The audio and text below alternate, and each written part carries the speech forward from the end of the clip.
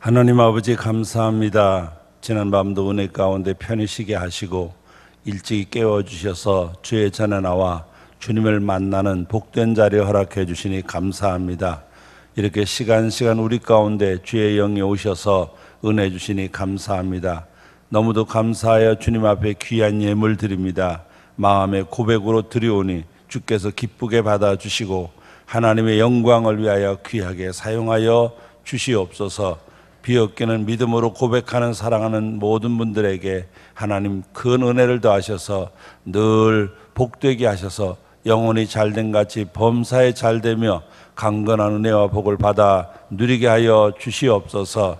이른 새벽에 주님을 찬양하기 위하여 준비하여 올리오니 귀한 제사로 받아주시고 늘 이들의 고백이 은혜의 감격이요 주님을 향한 찬양이 되게 하여 주시옵소서. 이제 말씀을 들으려고 합니다. 피곤한 몸들 붙들어 주시고 우리의 머릿속에는 온갖 잡념들을 제거해 주시고 귀가 열려 듣게 하시고 눈이 열려 보게 하시고 가슴이 열려 깨닫게 하여 주시옵소서. 부족한 죄인을 세우셨사오니 붙들어 주시기를 간절히 바라고 예수님의 이름으로 기도 올리옵나이다. 아멘.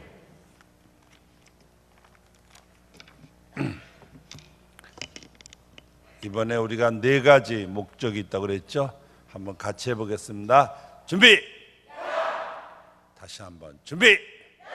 시작! 몸의 건강, 마음의 평안, 구원의 확신, 성령 충만, 할렐루야! 꼭 이런 은혜가 함께 하시기를 축원합니다.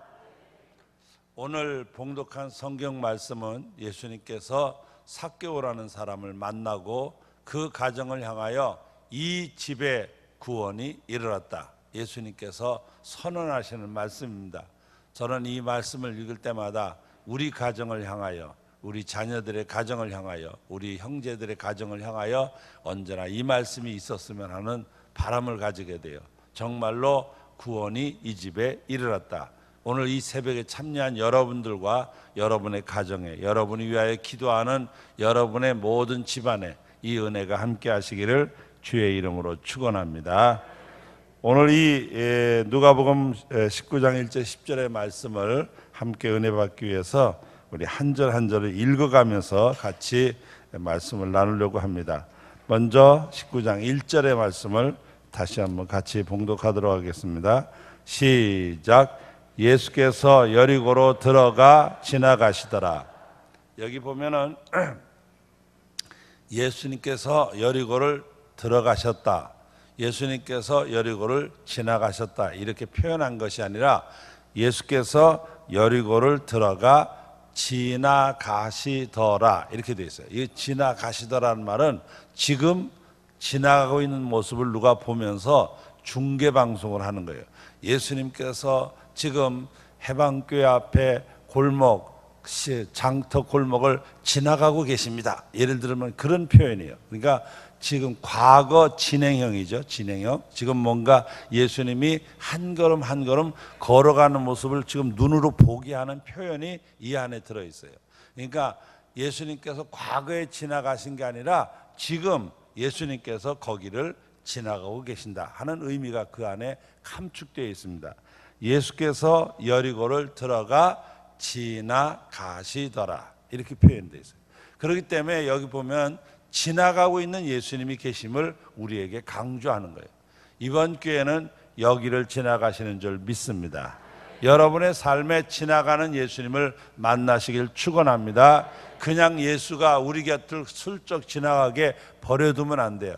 꼭 그 예수를 만나야 돼요. 그 예수를 만나는 은혜를 받아야 돼요. 그렇기 때문에 여기 표현 가운데 예수께서 여리고를 들어가 지나가시더라. 오늘은 우리 앞을 지나가시는 주님, 그 주님을 그냥 지나가게 하지 마시고 꼭 만나는 은혜 역사가 있기를 주님의 이름으로 축원합니다. 2절 같이 읽어보겠습니다. 시작. 삭개오라 이름하는 자가 있으니 세리장이요 또한 부자라.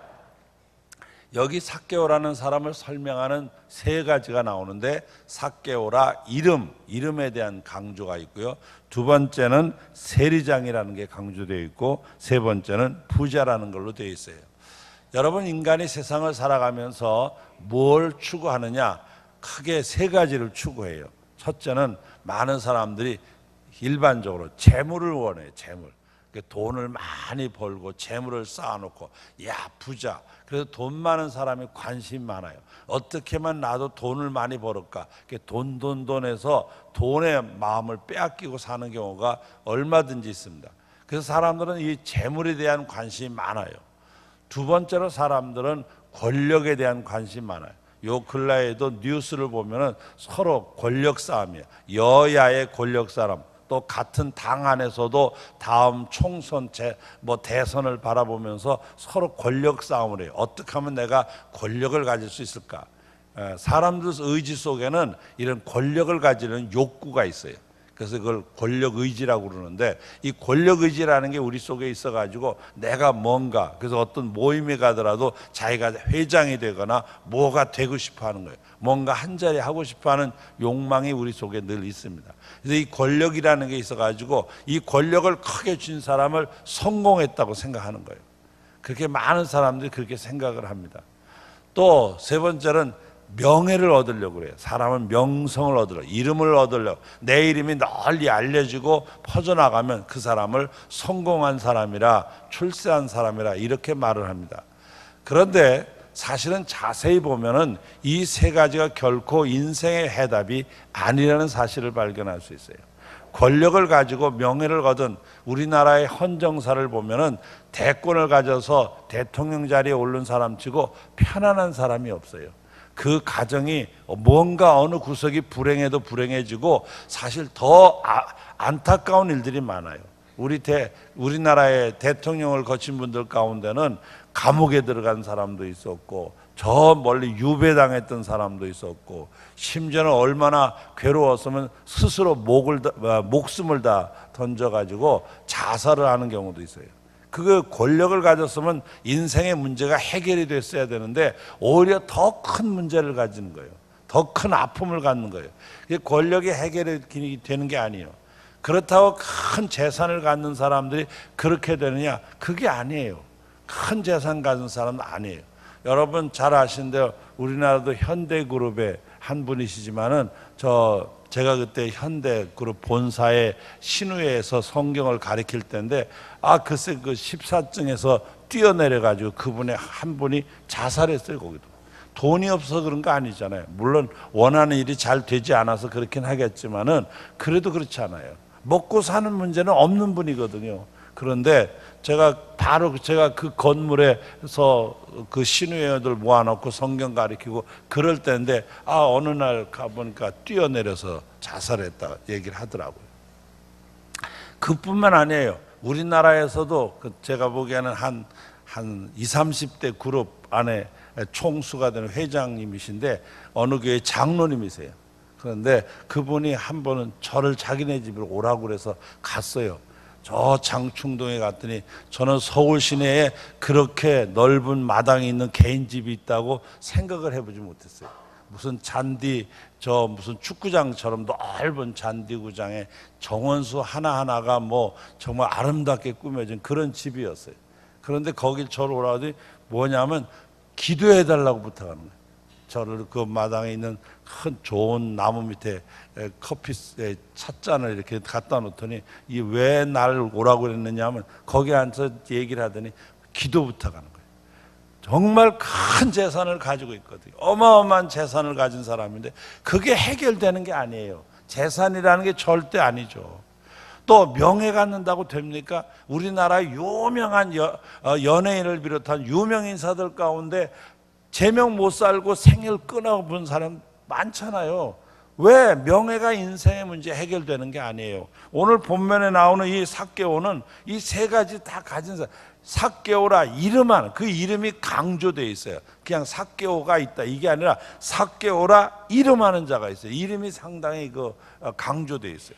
또 세리장이라는 건 당시 이스라엘에는 세무서가, 지방 세무서가 갈릴리 세무서, 요빠 세무서, 여리고 세무서가 있어요. 물론 예루살렘의 중심지가 있긴 하지만 지방 세무서는 크게 세 군데가 있었는데 그 중에서 세금을 제일 많이 걷어들이는 세무서가 여리고 세무서였어요.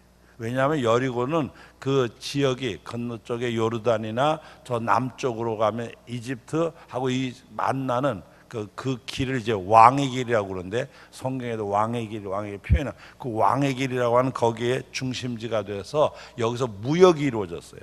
근데 무역 중에서 특별히 향료, 그 당시 향료 중에서도 아주 비싼 발삼이라는 향료가 있습니다. 요새도 여자분들 좋은 고급 화장품에 보면 이 발삼 향료가 들어있는데, 바로 여리고가 그 당시에 발삼 향료의 집산지였어요. 그러다 보니까 무역이 성행이 되었고 세금이 많이 걷어들여요. 근데 그 세금 걷어들이는 데서 세리장이요, 그러니까 엄청난 권력을 가진 사람이라고 볼 수가 있어요. 거기다가 얼마나 이 사람이 돈이 많았으면 성경을 기록하는 이 누가가 그 밑에 또한 부자라, 돈 많다 그 말이에요. 다 갖춘 사람의 명성이 있죠, 권력이 있죠, 재산이 있죠. 그런데 인간은 그걸로 만족하는 게 아니에요. 인간의 영 속에는 이게 그런 돈이나 명예나 권력으로 채워질 수 없는 그 빈 구석이 있어요.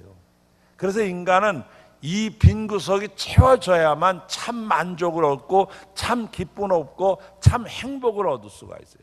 바로 이 빈 구석이 뭐냐면 예수께서 오셔야 돼요. 이게 예수가 와야 돼요. 왜 그러냐 하면 인간은 하나님의 형상대로 지음을 받았어요. 그래서 이 형상 속에 하나님이 오셔야 꽉 차는 거예요.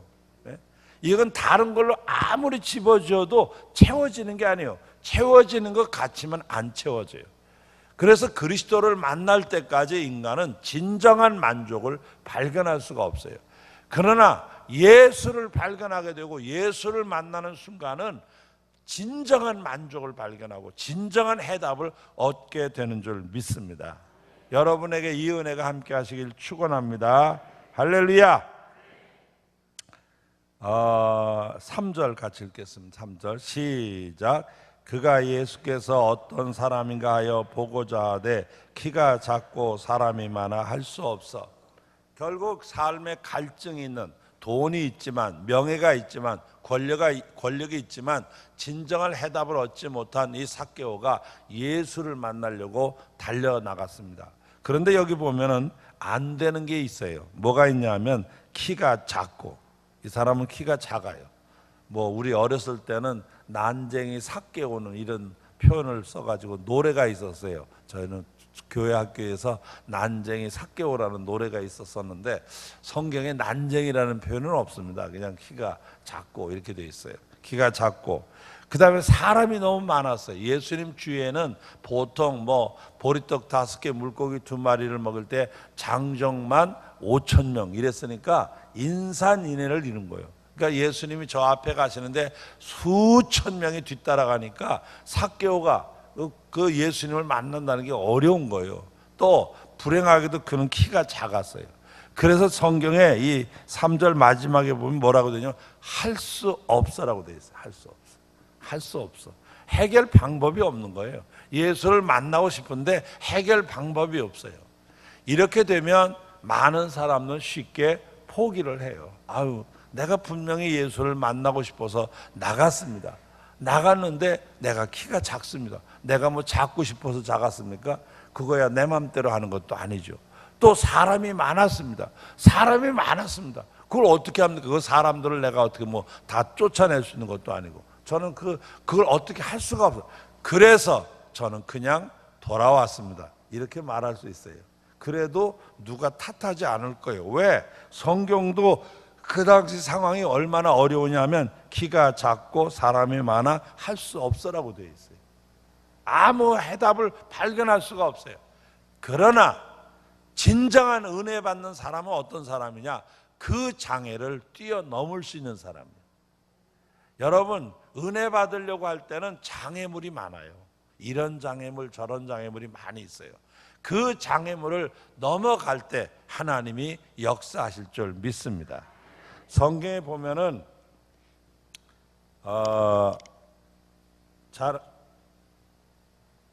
히브리서 10장 38절에 보니까 나의 의인은 믿음으로 말미암아 살리라. 또한 뒤로 물러가면 내 마음이 그를 기뻐하지 아니하리라. 한번 따라서 하세요. 또한 뒤로 물러가면 내 마음이 그를 기뻐하지 아니하리라. 뒤로 물러서는 사람을 하나님은 좋아하지 않으신다 그 말이에요. 아무리 어려워도 앞으로 나아가는 사람을 하나님 기뻐하시지, 하나님은 뒤로 물러서거나 쉽게 포기하거나 조금 어렵다고 좌절하거나 이런 사람을 좋아하지 않아요. 그저 잘못되고 뭔가 잘못되고 정말 다리가 위골이 돼서 다리를 쩔룩쩔룩거리면서도 은혜 받겠다고 매달리는 야곱 같은 사람을 좋아해서 하나님은 그에게 이스라엘이라는 복을 주시는 것처럼 끝까지 매달리는 사람을 좋아해요. 여러분, 은혜 받을 때까지 포기하지 말고 끝까지 매달려서 응답 받으시고 복 받으시고 은혜를 체험하게 되기를 주님의 이름으로 축원합니다. 할렐루야. 끝까지 매달려, 은혜 받도록 끝까지 매달려요. 매달리는 사람을 하나님은 외면하지 아니하시고 매달린 이상의 더 큰 은혜로, 더 놀라운 은혜로, 더 풍성한 은혜로 채워주실 줄 믿습니다. 4절입니다. 4절 같이 읽겠습니다. 시작. 앞으로 달려가서 보기 위하여 돌무가 나무에 올라가니 이는 예수께서 그리로 지나가시게 되미러라. 전에는 이 구절에 돌무화과 나무라고 안 그러고 뽕나무라고 되어 있었어요, 우리 전에 성경은. 근데 그때만 하더라도 우리나라는 무화과 나무라는 걸 잘 모를 때예요. 우리나라에는 무화과가 없기 때문에. 나중에 이제 무화과가 투입이 돼서 지금은 전라남도 쪽에 가면 거기서 무화과를 재배도 해요. 그래서 이젠 과일이 이제 철이 되면 무화과도 박스에 담아서 파는 걸 볼 수가 있습니다. 제법 맛이 들어요. 우리나라에서 재배하는 것도 이제는 먹을만 합니다. 저도 저 전라남도 쪽에서 잠깐 살은 적이 있었는데 저희 집 마당에 무화과 나무가 있었어요. 그런데 이제 가을철에 햇빛이 오래가지 않아서 아주 달게 익지는 않아요.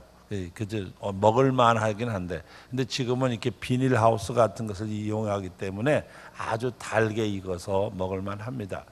그 당시만 하더라도 우리나라에는 무화과 나무가 없었기 때문에 잎사귀 생김이 약간 뽕나무처럼 비슷하게 생기니까 이건 뽕나무라고 하자 해서 뽕나무로 번역을 했었는데, 나중에 이제 연구하다 보니까 이거는 뽕나무하고는 다른 무화과과의 나무구나. 그래서 돌무화과 나무라는 표현으로 바뀌게 된 거로 봅니다. 여리고에 가면 이 삭개오가 올라갔다는 뽕나무가 지금도 있어요.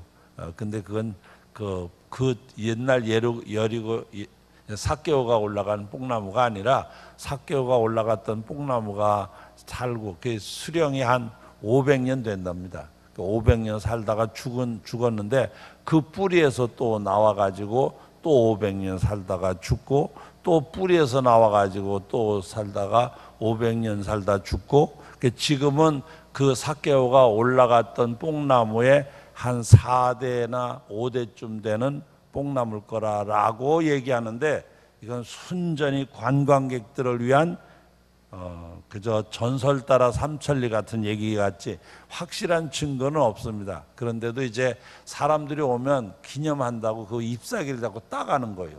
수많은 관광객들이 와서 잎사귀를 따가니까 제가 처음에 갔을 때는 아무도 누구든지 잎사귀를 따게 돼 있어서 사실은 저희 어머니도 가서 몇 개 따오셨더라고요. 그러면서 절 주면서 야, 이거 무화과 나무 삭개오가 올라갔던 그 나무에서 딴 거다 이렇게 주셨는데, 그 후에 얼마 후에 갔더니 아예 새 파이프로다가 거기 이렇게 막아놨어요. 이거 가까이 못 오게. 왜냐하면 너무 다 따가니까 물론 나무는 굉장히 큽니다만은 그래도 전 세계에서 오는 이 관광객들이 다 따가니까 못 따가도록 그렇게 되어 있는 걸 볼 수가 있는데, 하여간 여기 보면 앞으로 달려가 보기 위하여 돌무화과 나무에 올라갔다.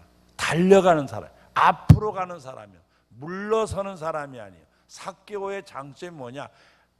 자기가 예수를 만나겠다고 앞으로 나아가는 사람이에요. 뒤로 물러서거나 좌절하거나 포기하는 게 아니에요. 달려가는 사람, 앞으로 나아가는 사람들에게 은혜가 있습니다. 이사야 40장 31절 오직 여호와를 앙망하는 자는 새 힘을 얻으리니 독수리가 날개치며 올라감 같을 것이요 다른 박질하여도 곤비하지 아니하겠고 걸어가도 피곤하지 아니하리라.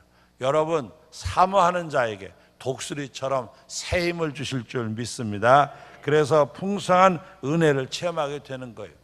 예레미야 29장 13절 너희가 온 마음으로 나를 구하면 나를 찾을 것이요 나를 만나리라. 정말로 사모하고 매달리고 간구할 때 하나님께서는 넘치는 은혜로 채워주시는 거예요. 물론 이제 은혜를 받고 나서 보면 하나님의 역사였다고 깨닫게 돼요. 은혜 받기 전에 내가 애쓰는 것 같이 느껴질 때가 있어요. 내가 막 찾고 구하고 매달리는 것 같은데 막상 은혜 받고 보니까 그렇게 찾도록 인도하시는 하나님의 섭리가 있다는 걸 보게 되는데, 저도 이 하나님을 찾기 위해서 저는 기도원에서 은혜 받았어요.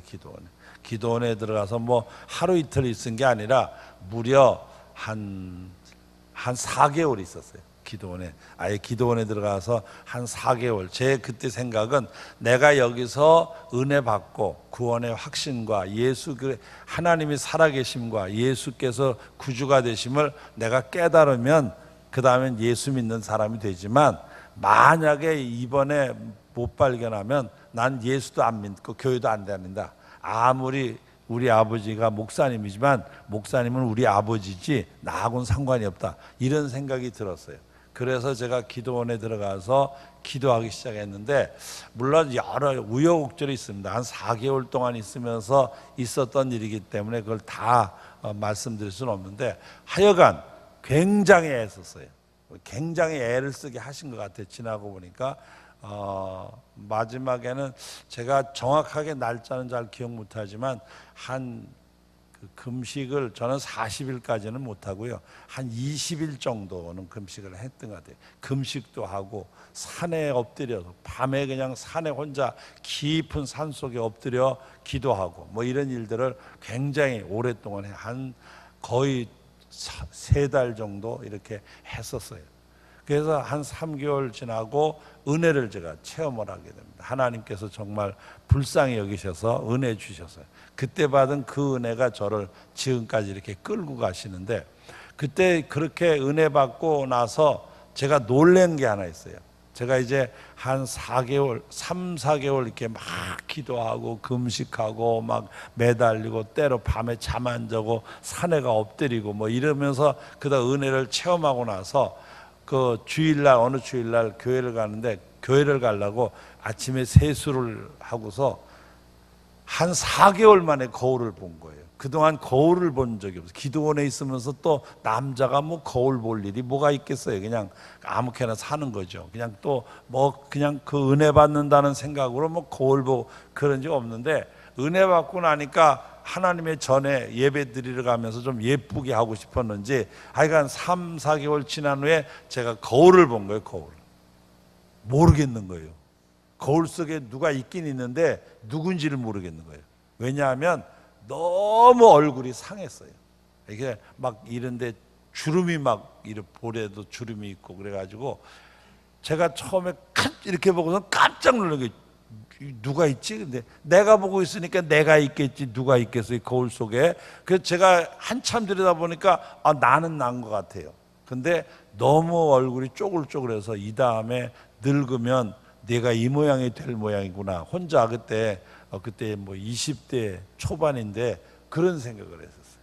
그렇게 하나님께서 매달리게 하시더라고요. 매달려서 얼마나 했는지 제가 거울 속에 있는 제 얼굴을 잠깐 몰라봤었어요. 정말로. 그런데 그런 과정을 통해서 하나님께서 은혜를 주시는 거예요. 정말로 놀라운 은혜. 정말 온 마음으로 나를 구하면 나를 찾을 것이요 나를 만나리라. 이 은혜가 있는 줄 믿습니다. 할렐루야. 여러분 이렇게 매달려서 은혜 받으시기 축원합니다. 5절입니다. 같이 시작. 예수께서 그곳에 이르사 쳐다보시고 이르시되 삭개오야 속히 내려오라 내가 오늘 내 집에 유하여야 하겠다 하시니, 여기 보면은 삭개오의 집에 예수님께서 들어가시겠다고 말씀하십니다. 물론 예수님은 그 당시 삭개오가 세리장이니까 권력이 대단한 그 마을에서는, 여리고라는 지역에서는 제일 센 사람이니까, 권력이 있는 사람이니까 그 집에 들어가셨느냐? 아닙니다.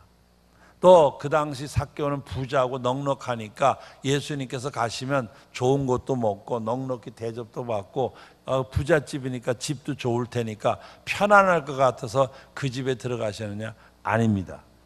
그럼 왜 그 수많은 사람이 많다는 표현을 봐서 수천 수만의 사람이 예수님 주위에 있었는데 그 많은 사람 가운데서 왜 삭개오의 집을 택했어요? 사모하기 때문에 그래요. 여러분, 우리 주님은 사모하는 사람 집에 들어가시는 거예요. 여러분이 정말 사모하면 주님이 여러분의 가정에 함께 하실 줄 믿습니다. 정말 사모하는 자를 외면하지 아니하시는 거예요. 그가 누구냐가 중요한 게 아니라 그가 얼마나 사모하느냐가 중요한 거예요.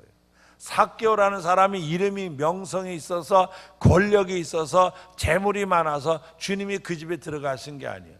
그 당시는 성경에 보면 이 세리라는 직업이 이스라엘 사람에게는 아주 천대받는 직업이에요. 왜 그러냐 하면 이스라엘이 그 당시 로마의 지배를 받고 있는 로마의 속국이에요. 로마가 점령을 하고 속국이기 때문에 세금을 받으면 어떻게 하느냐? 세금을 받아서 로마로 바치는 거예요. 이스라엘에서 세금을 받아가지고 로마로, 이스라엘에다 바치는 게 아니라 로마로 바치는 거예요. 로마가 가져가는 거예요. 그러니까 이 마치 몸을 팔아서 살고 있는 창녀처럼 이 나라를 팔아먹는 세리. 그래서 성경을, 신약을 쭉 읽어 우리 복음서를 읽다 보면 세리와 창기, 창기와 세리라는 단어가 같이 나와요. 같이 이어져요. 그 아주 천하고 아주 주잡하고 더러운 직업이라고 생각하는 거예요. 그런데 예수님께서 그 집에 들어가시겠다는 거예요.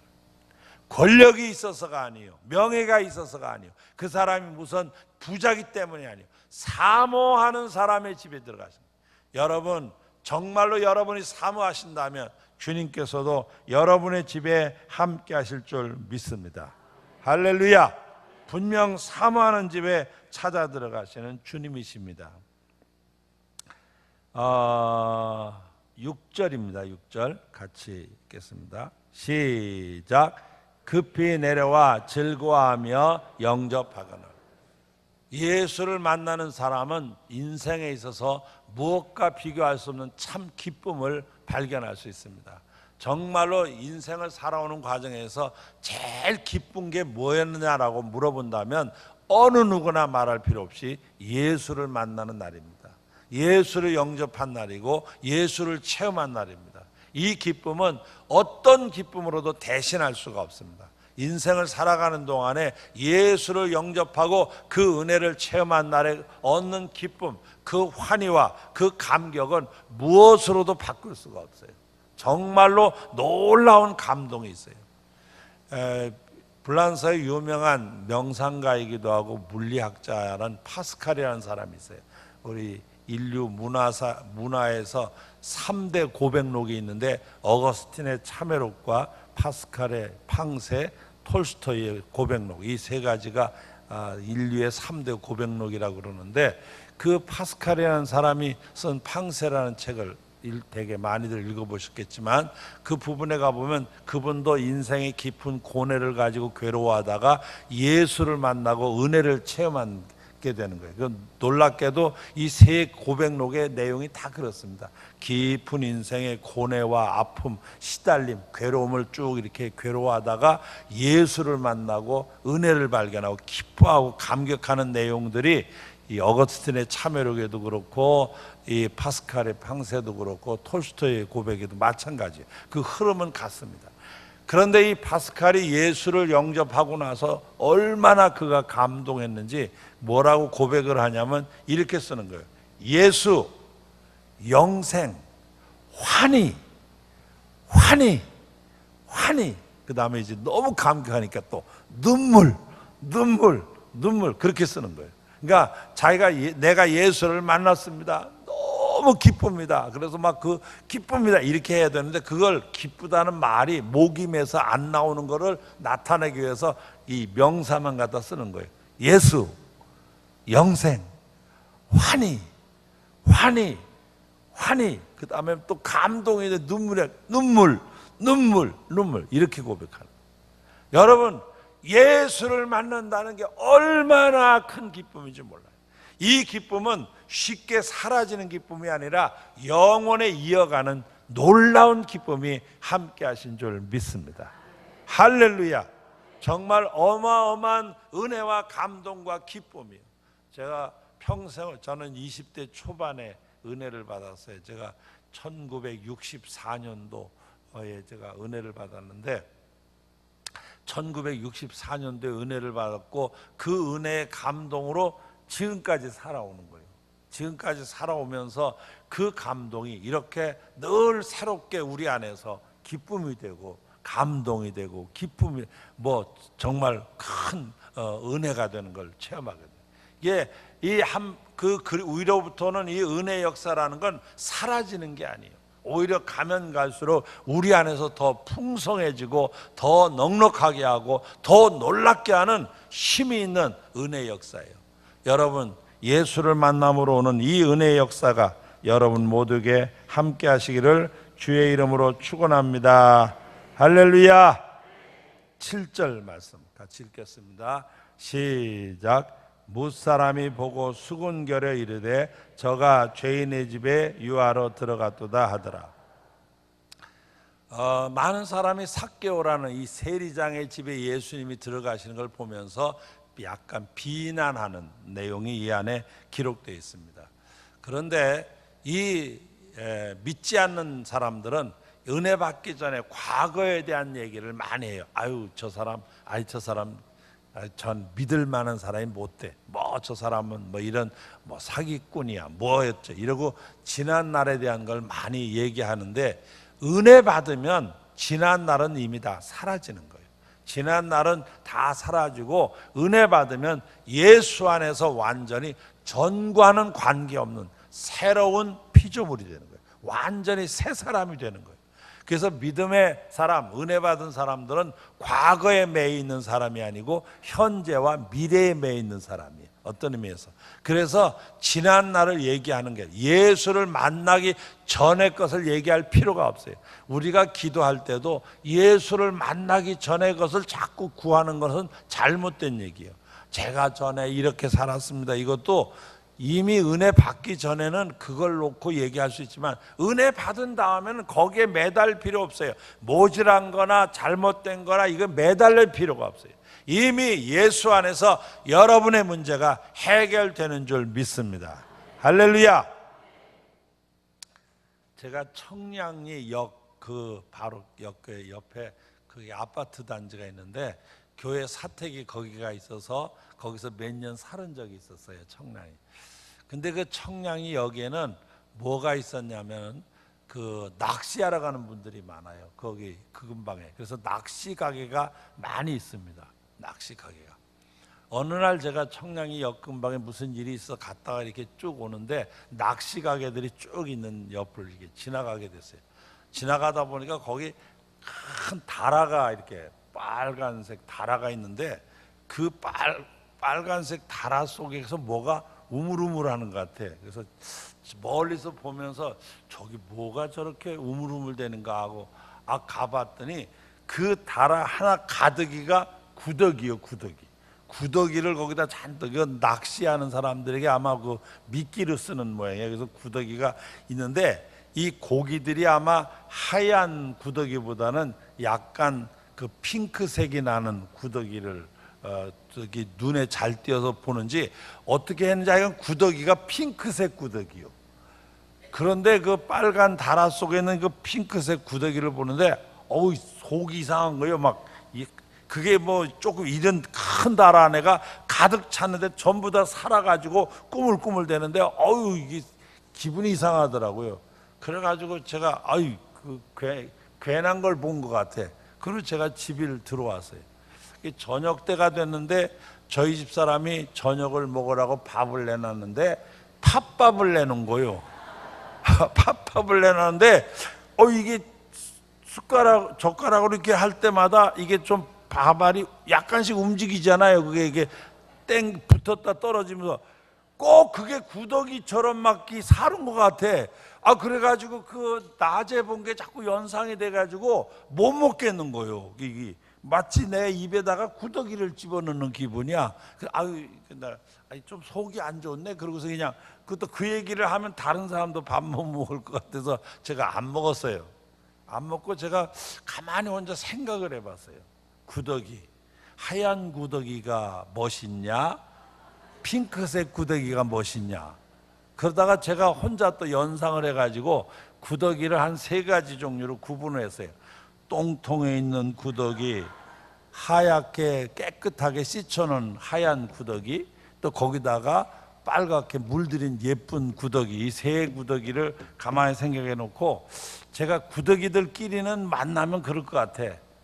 이 똥통에 있는 구더기를 보고 이 깨끗하게 씻은 구더기가 더럽게 어떻게 거기서 똥 쪽에서 사냐, 이렇게 좀 깨끗하게 씻고 살아야지, 이렇게 비난할 수 있을 것 같아.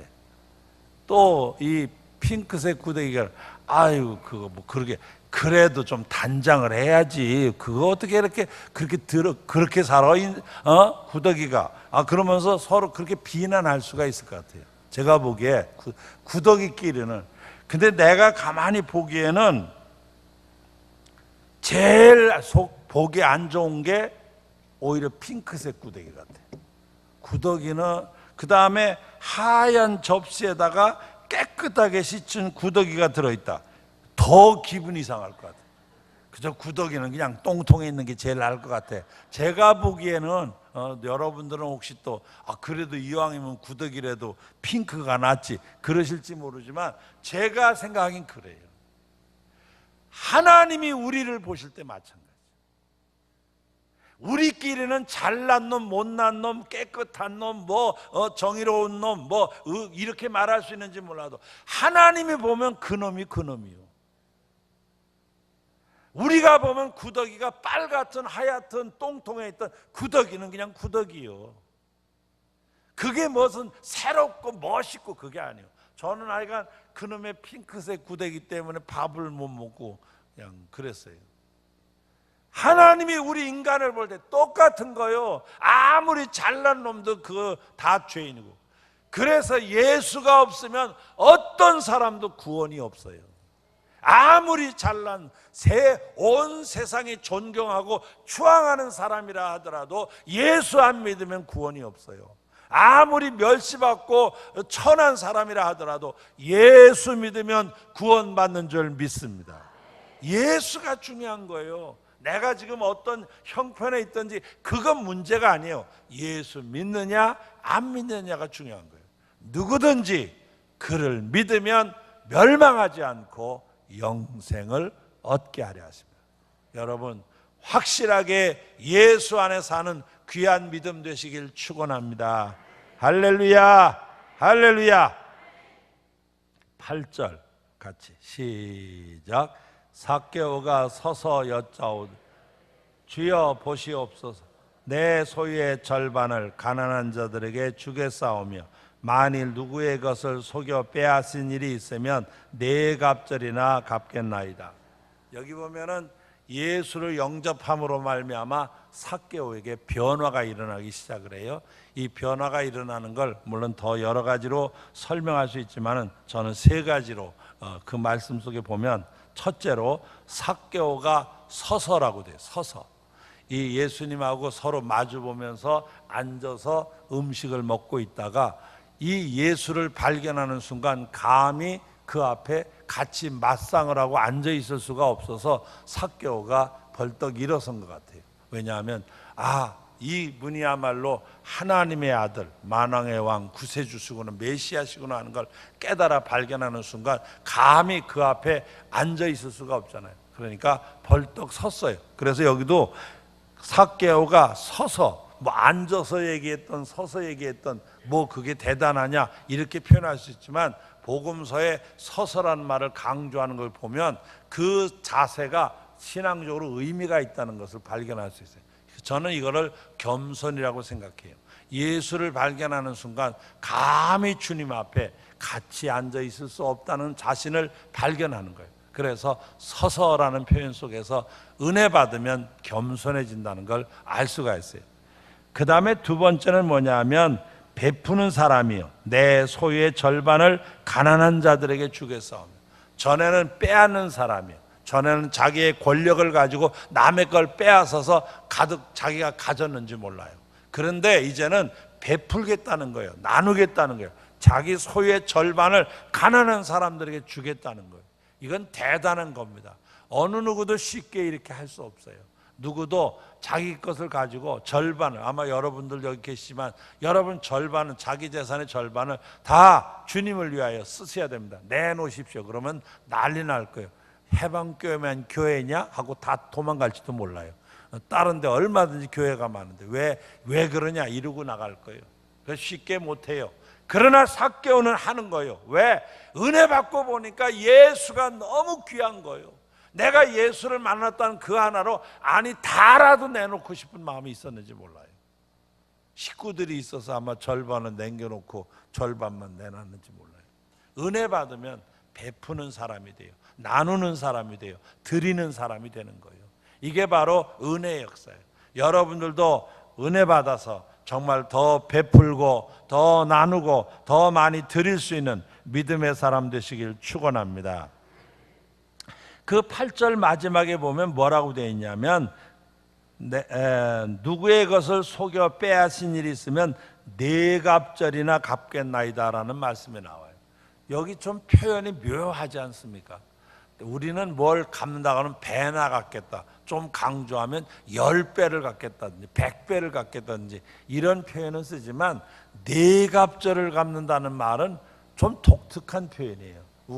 우리가 유별나게 내가 남에게 뭘 잘못, 난 네 갑절 받, 이런 표현은 어디에서도 찾아볼 수 없어요. 이거는 유별나게 이 성경에서 발견되는 구절이에요.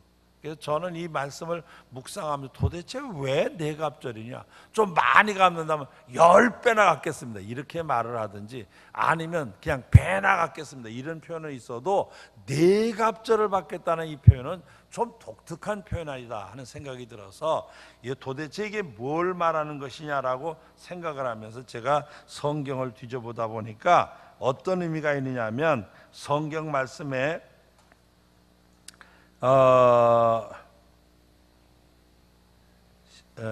성경 말씀에 출애굽기 22장 1절에 보니까 거기 이런 표현이 나와요. 양 한 마리, 누구의 양 한 마리를 만약 잘못 빼앗았으면 양 4마리로 갚을지어다. 여기 보면 네 갑절을 받는 규례가 어디에 나오냐면 성경에 나오는 거예요. 하나님의 말씀에 나오는 거예요. 그래서 이 삭개오가 네 갑절을 갚겠다는 표현을 저는 이 말씀을 묵상하다 발견하는 게 뭐냐면, 이제부터 내 인생은 하나님의 말씀을 기준으로 해서 살겠습니다 라는 고백이에요. 그러니까 이 삭개오는 예수를 발견함으로 말미암아 겸손한 사람이 됐어요. 이젠 빼앗고 착취하는 사람이 아니라 베풀고 나누는 사람으로 바뀌어졌어요. 뿐만 아니라 이제부터 그의 인생을 내 멋대로 살지 않고 하나님의 말씀을 기준으로 해서 그 말씀대로 살겠습니다라는 결의로 발견할 수 있어요. 이런 삭개오의 변화를 바라보는 주님께서는 오늘 말씀 9절에 보면 같이 읽겠습니다. 시작. 예수께서 이르시되 오늘 구원이 이 집에 이르렀으니 이 사람도 아브라함의 자손이로다. 구원이 이르렀다라고 선언하는 거예요. 오늘 이 집에 구원이 이르렀다. 이 말씀을 의역을 하면 어떤 분이 이렇게 번역을 했어요.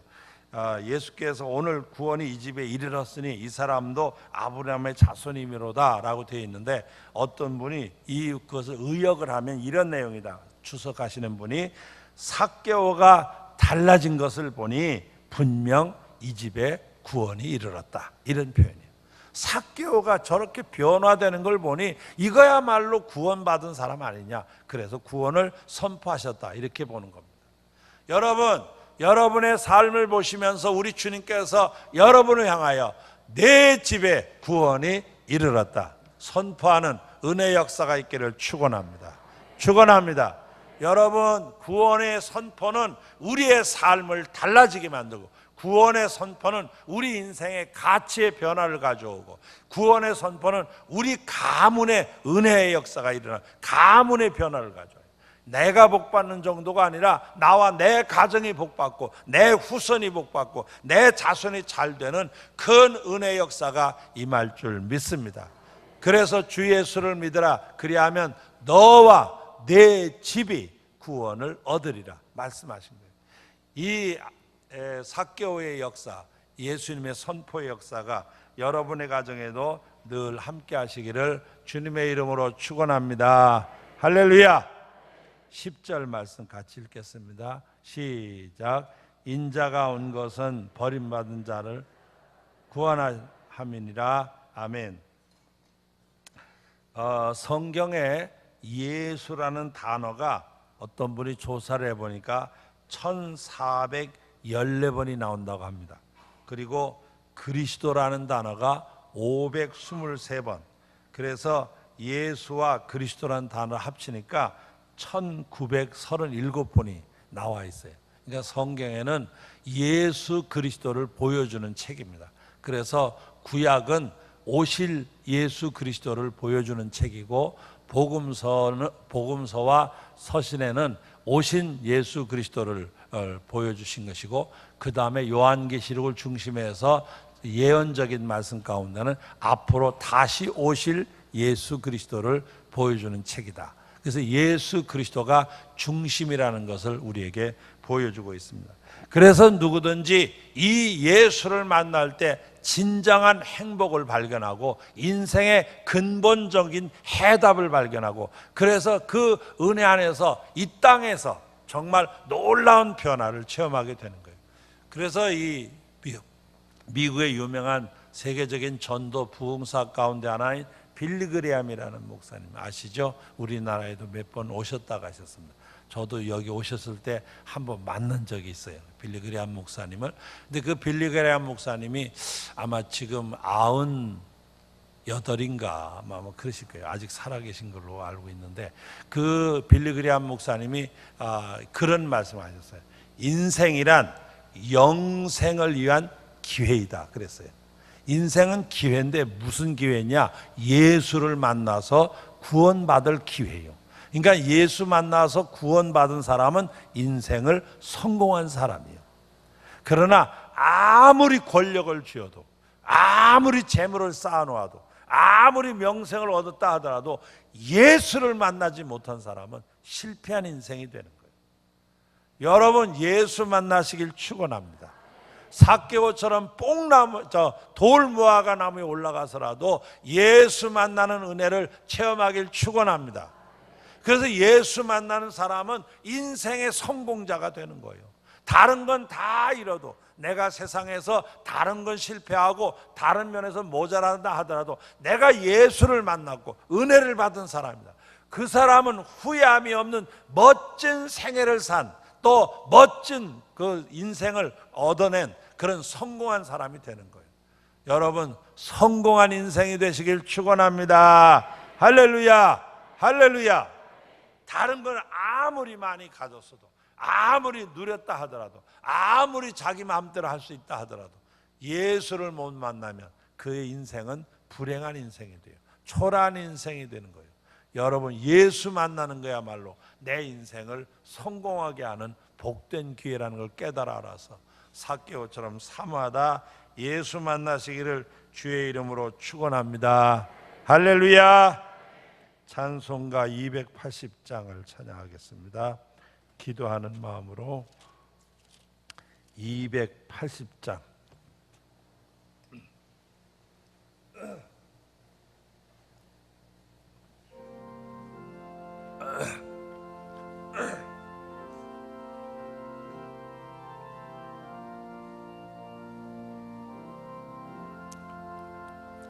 전부여 의지없어서 손들 옵니다.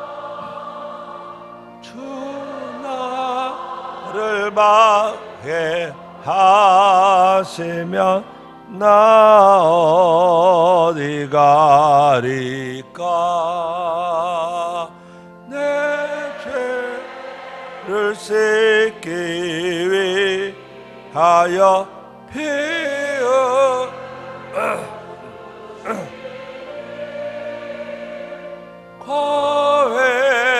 회개하는 마음으로 주 앞에 옵니다. 전부터 계신 주께서 영주 죄인을 보혈로 구해 주시니 그 사랑 한없네. 내 죄를 씻기 위하여 피 흘려 주시니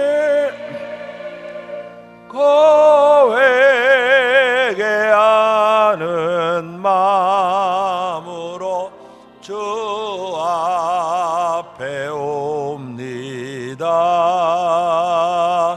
나 예수 의지함으로 큰 권능 받아서 주님께 구한 모든 것 늘 얻겠습니다. 내 죄를 씻기 위하여 피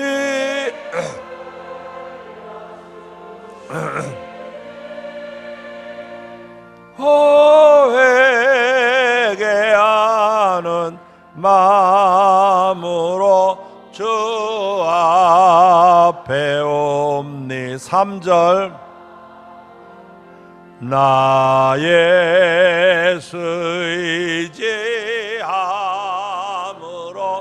큰 권능 받아서 주님께 구한 모든 것 늘 얻겠습니다. 내 죄를 씻기 위하여 세네 회개하는 마음으로 주 앞에 옴. 3절 다시 한번 나 예수 의지함으로 근거. 두 손을 높이 드시고 주님께 구한 모든 것 늘 얻겠음. 아멘. 주여 내 죄를 씻기 위하여 피 흘려 주시니 회개하는 마음으로 주 앞에 옵니다. 이제 주여를 3번 부르신 다음에 주신 말씀을 생각하며 간절한 마음으로 기도하겠습니다. 주여 주여 주여